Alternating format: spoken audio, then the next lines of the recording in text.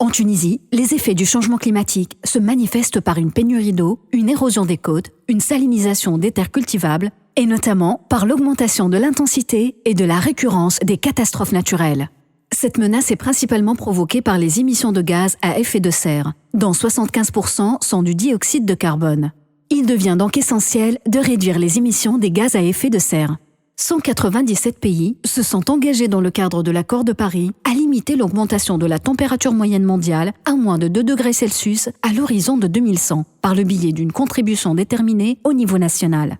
La Tunisie, signataire de l'accord de Paris, s'est engagée à réduire son intensité carbone de 41% à l'horizon 2030 par rapport à 2010.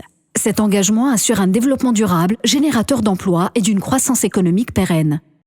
Une centaine de pays ont choisi la tarification carbone qui consiste à attribuer un prix aux émissions des gaz à effet de serre comme levier pour atteindre les objectifs de la CDN. 2 instruments de tarification carbone sont principalement utilisés pour la mise en place du principe pollueur-payeur et ainsi générer des recettes pour financer la transition énergétique bas carbone. La taxe, qui est fixée par l'État sur les produits polluants, essentiellement le carburant, permet de réduire la demande des produits carbonés pour ainsi inciter à des changements de comportement.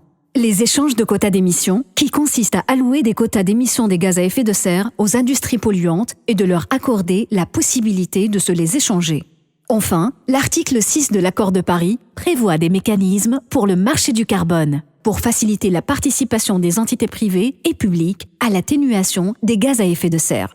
Aujourd'hui, la Tunisie est en phase de préparation d'une politique de tarification carbone. L'adoption d'un système de tarification carbone procure de réels bénéfices au pays, parmi lesquels la réduction des émissions des gaz à effet de serre pour atteindre les objectifs de la CDN, la génération de recettes pour contribuer au financement de la transition vers une croissance économique sobre en carbone pour une Tunisie résiliente face aux effets du changement climatique aujourd'hui et demain.